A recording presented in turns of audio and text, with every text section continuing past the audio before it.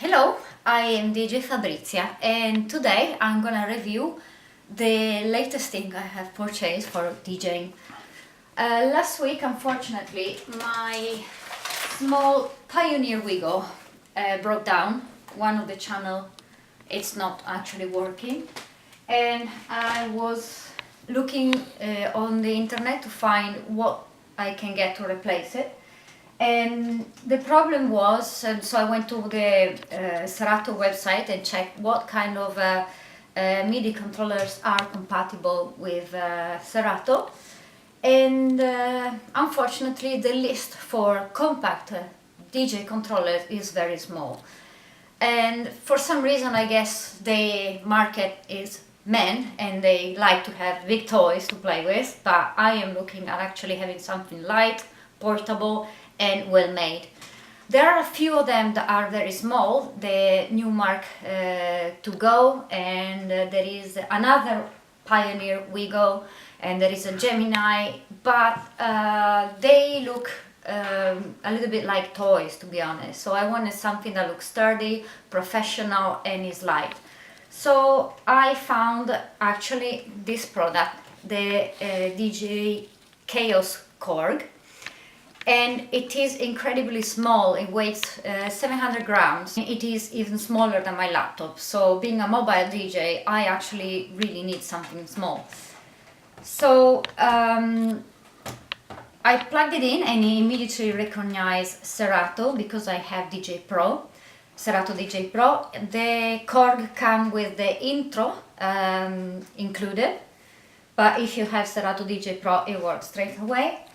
Very easy, plugged in, and other things I was looking to is that has a mic input. Sometimes when I play corporate gigs, I need the mic, and I was looking at the other small keyboards. They don't have a mic, and actually you have a mic input. Another things, the output for the headphones is actually a jack. And the small consoles sometimes have the mini jack, so it is really not professional because you cannot plug DJ headphones in them unless you have like mine, the Sennheiser, where you can unplug it. But it is not professional to have a console where the input is a mini jack, so this is good. Then I was thinking, well, I have a mic input, so what I was wondering is how can I control the gain of the microphone, because it doesn't look like you can see it, but here on the back you can see is the mic gain, and also here you can see other inputs and outputs, and this is because the korg can be used as a standalone controller where you can use the effects on this machine during your DJ set using your own decks or CDJs. So you can plug this one into the mixer and create effects with this one, or you can actually record your effects while you're producing. So I think this is a really good plus that this console offers.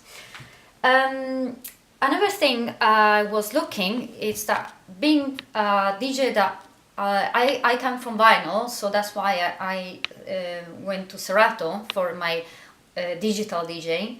So a lot of small consoles don't really have a nice pitch or don't have a way of nudging the track, but here in this console I found everything I need. So you can actually, this is the pitch control, and it's very sensitive and it feels very nice.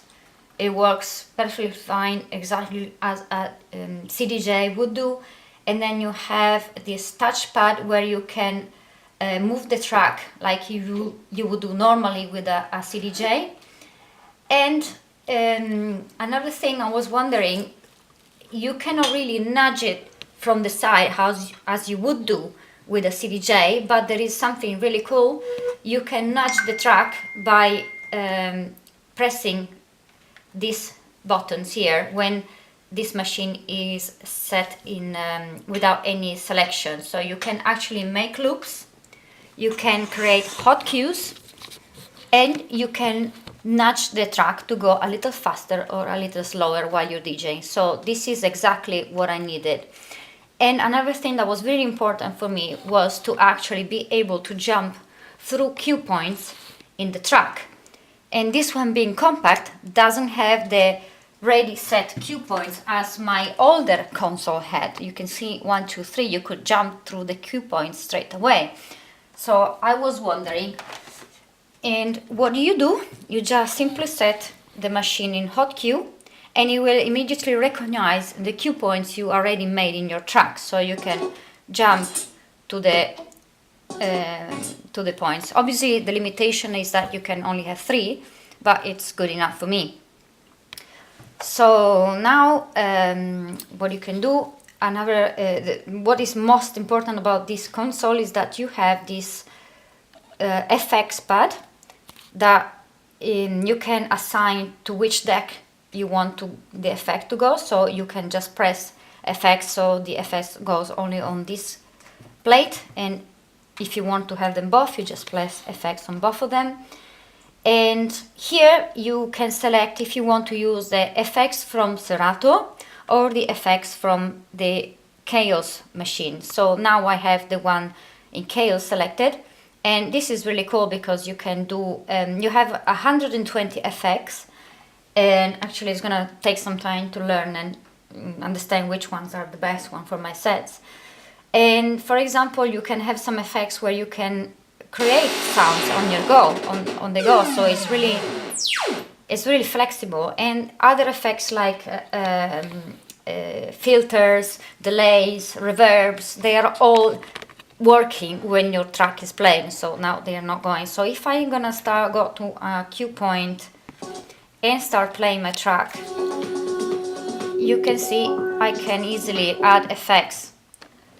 So one thing I noticed this machine has less than my previous one is the fact that I cannot really work very well with the effects from Serato, because to do that you can select the machine to use the effects from the controller, which is the software, and you can only use really the first one here. So the way to do it, you need to press Shift, and with this browser you can scroll up and down and select the effect you want.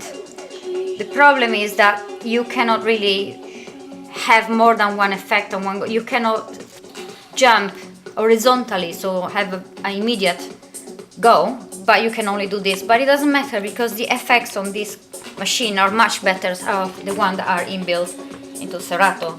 So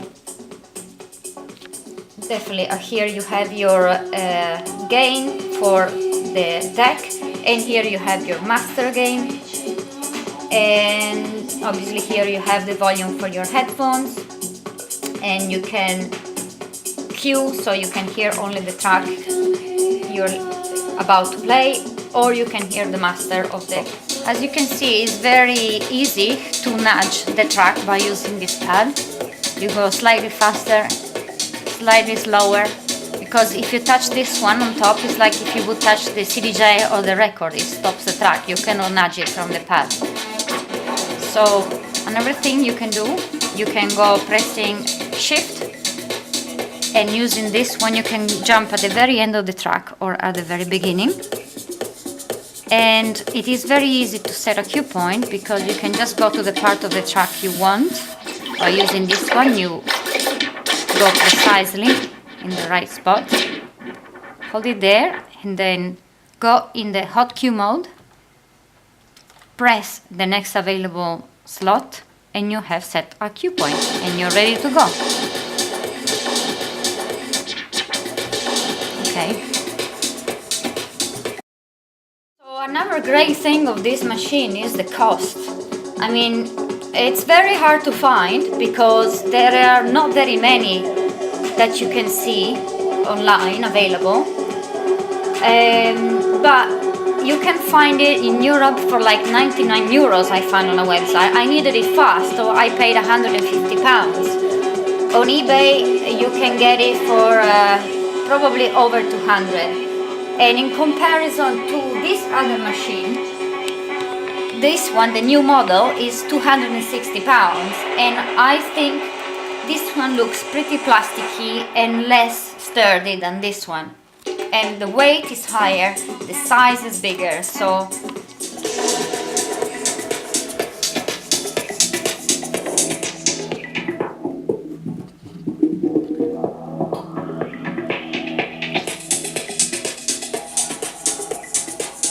overall, I'm extremely happy with my new MIDI console. And also another thing I was very concerned was the quality of the sound card. And Korg actually put on their website that the sample rate, it is 24 bit per 44.1 kilohertz. And that is what is the standard. And so I'm happy that I'm sure I'm gonna have a good sound, because it's the same audio card I had in my previous console, so it was working very well. Well, thank you very much for watching, and DJ Fabrizia.